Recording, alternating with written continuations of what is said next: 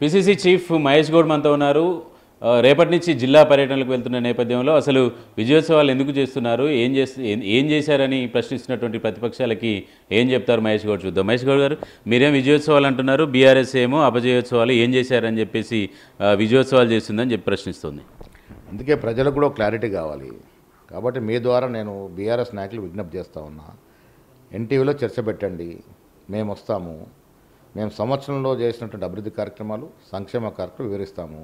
వాళ్ళు 10 ఏళ్లలో 1:10 10 ఏళ్లలో వారు చేసిన సంక్షేమం, వారు చేసిన అభివృద్ధి కార్యక్రమాలు వివరించమనండి. ఎవరు ఎంత చేశారో తెలుస్తుంది.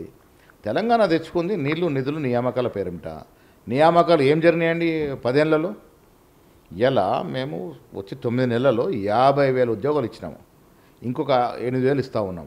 డిసెంబర్ 7 నాటికి ఒక సంవత్సరం మా పదవి కాలం ఒక సంవత్సరం అయితే ఆ సంవత్సరం లోపల మేము 55,000 ప్రభుత్వ ఉద్యోగాలు ఇచ్చి తీరుతూ ఉన్నాము. ఇది మా ఘనత. మీరు 10 ఏళ్లలో ఇచ్చిన ఉద్యోగాల సంఖ్య కన్నా మేము ఒక సంవత్సరంలో ఇస్తున్న సంఖ్య పెద్దది. సో ఇది వ్యత్యాసం ఉన్నట్ట లేదా? ఇప్పుడు గ్రూప్ 1 ఉద్యోగాలు ఎప్పుడో 2012లో మా ముఖ్యమంత్రి, కాంగ్రెస్ ముఖ్యమంత్రి కిరణ్ కుమార్ రెడ్డి గారు ఉన్నప్పుడు ఇచ్చిన ఉద్యోగాలు గ్రూప్ 1 300 సమైక్య ఆంధ్రప్రదేశ్కి. మొన్న రేవంత్ రెడ్డి గారు ముఖ్యమంత్రిగా ఇచ్చిన ఉద్యోగాలు 563. ఏం మజాకా ఇది? గ్రూప్ 1 ఉద్యోగాలు ఇంత పెద్ద సంఖ్యలో ఎప్పుడన్నా ఆంధ్రప్రదేశ్ చరిత్రలో ఇచ్చున్నామా? 55,000 ఉద్యోగాలు అనేది తెలంగాణ నిరుద్యోగుల కళ. ఇది చేశాం, మేము ఇచ్చామన్న లక్షల ఉద్యోగాలు కూడా ఇచ్చి తీరుతాము. మీరు మోసం చేశారు 10 ఏళ్ళు ఉద్యోగాలు ఇస్తామని. నిధులు ఏ విధంగా నిర్వర్తించారో మనం చూసాము. నీళ్లు ఏ విధంగా దోపిడీ జరిగింది. కాళేశ్వరం ప్రాజెక్టే తీసుకుంటే పనికిరాని వయబుల్ కాని ప్రాజెక్టు కట్టి 1 ఎకరా నీరు అందించాలి, ఒక పంట కంటే 40,000 రూపాయల కరెంటు బిల్లు అయ్యే ప్రాజెక్టు కట్టి ఎవరు నెత్తిన మీరు భారం వేశారు? డబ్బులు. కాళేశ్వరానికి సంబంధించి నిన్న కేటీఆర్ ఒక ప్రశ్న, ఒక అనుమానాన్ని కూడా లేవనెత్తారు. మళ్ళీ ఒకసారి ప్రశ్నిస్తున్నా అని చెప్పారు.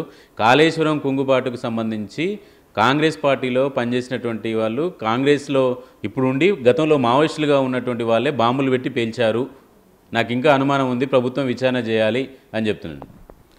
పిచ్చిమార సినిమా ఉండే పాతకాలంలో, దాంట్లో ఆయన సరిపోతాడు. ఆయన మాట్లాడే ముందు ప్రతిపక్ష నాయకుడు కాకుండా తండ్రి చాటున బిడ్డగా నువ్వు మాట్లాడే దాంట్లో కొంత పస ఉండాలి.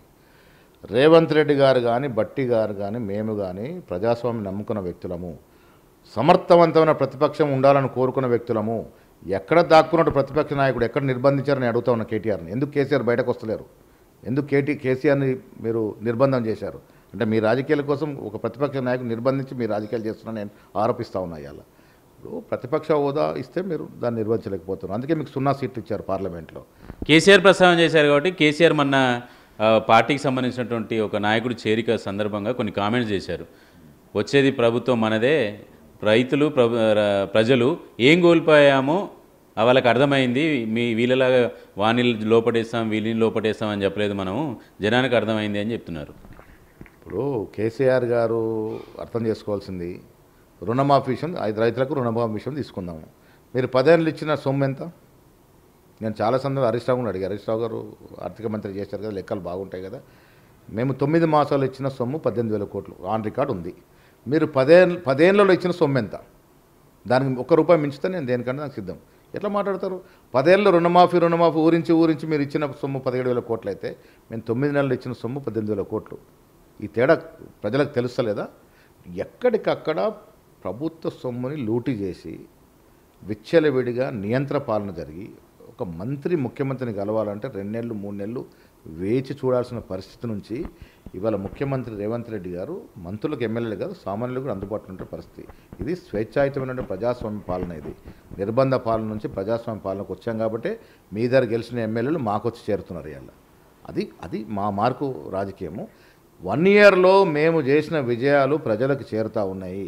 ఇది కూడా ప్రజలు అర్థం చేసుకోవాల్సింది ఏంటంటే 8.5 లక్షల కోట్ల అప్పు మా నెత్తిన పెట్టి మీరు పోతే దాన్ని ఛేదించుకుంటూ ఆర్థిక నిర్బంధం ఉన్నప్పటికీ కూడా ఇవ్వాల్సిన కార్యక్రమాన్ని ఇవ్వగలుగుతూ ఉన్నాము. దాంతోపాటు హెల్త్ అండ్ ఎడ్యుకేషన్ ప్రయారిటీగా పెట్టుకున్నాము, వ్యవసాయం ప్రయారిటీగా పెట్టుకొని 1 ఇయర్లో మేము ప్రజలు ఆశించిన మేరకు ప్రజాపాలన జరిగింది. అభివృద్ధి సంక్షేమ ఫలాలు ముట్టినే కాబట్టే ప్రజల కోరిక మేరకు విజయోత్సవం జరుపుకుంటా ఉన్నాము. ఇది ప్రజలు హర్షిస్తూ ఉన్నారు. మీరు 10 ఏళ్లలో చేయలేంది, మళ్ళీ చెప్తున్నాం, 10 ఏళ్లలో చేయలేంది సంవత్సరంలో చేసి చూపించినాం మేము. ఇది కాంగ్రెస్ మార్కు పాలన అని ప్రజలు అర్థం చేసుకోవాలి.